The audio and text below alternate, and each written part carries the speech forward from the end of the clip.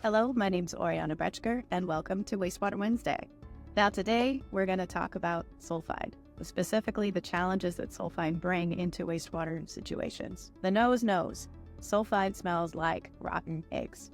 You're going to smell it in natural environments, but you're really going to smell it at wastewater treatment plants if you've got a lot of carbon and a lot of sulfur that are mixing together. Now, where does this sulfur come from? Well, it's naturally occurring, right? It's an element in sediments, in water columns, and in the southwestern United States, it's extremely prevalent in all of our water resources. As you're bringing that water resource into a production environment, say you need to go through reverse osmosis. That reverse osmosis is going to take out all of that sulfur as sulfate, but then it's really going to concentrate. So you're going to have a very high abundance of sulfate that's dissolved in the concentrate from an RO.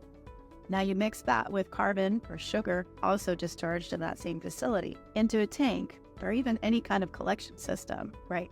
You're going to immediately start to see the evolution of sulfide gas, because bacteria love to take that carbon and that sulfate and reduce it down into hydrogen sulfide. This happens very quickly. And that sulfide is ultimately going to leave the collection system or the tank and start causing problems. Now, we start to smell it very low concentrations, around 1 part per million of sulfide. Up to 4 parts per million of sulfide, it's a danger zone. And anything up and above that, right, you got to make sure that your exposure limits are low, because there is toxicity with consistent exposure.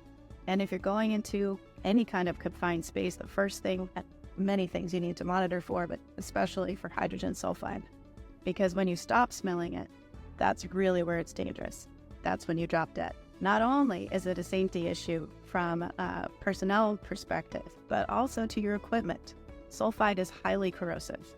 So if you've got any metals in touch with these hydrogen sulfide evolving liquids or in the gas phase, you can bet you're going to start to see them corrode away, whether it's a tank, wiring, anything that's coming into contact with any sulfide concentrations. You're going to see pitting, you're going to see full dissolution, you're going to see holes right in that equipment. So it's really important to keep this stuff under control. Don't even let it leave the collection system. Trap it, capture it, remove it right where it is formed.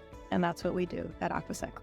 So because of all of these hazards, that's why Aquacycl developed our Micro-Aeration unit. What we do is we embed our technology into the existing tanks where you have this sulfide evolution that naturally happens. And we will remove up to 99% of that sulfide evolving right in place. So it never leaves your tank. And we've been operating now consistently over 2 years in industrial settings, showing reduction of very significantly high parts per million of sulfide, upwards of 100 to 150 parts per million, reducing that all the way down to 0.1.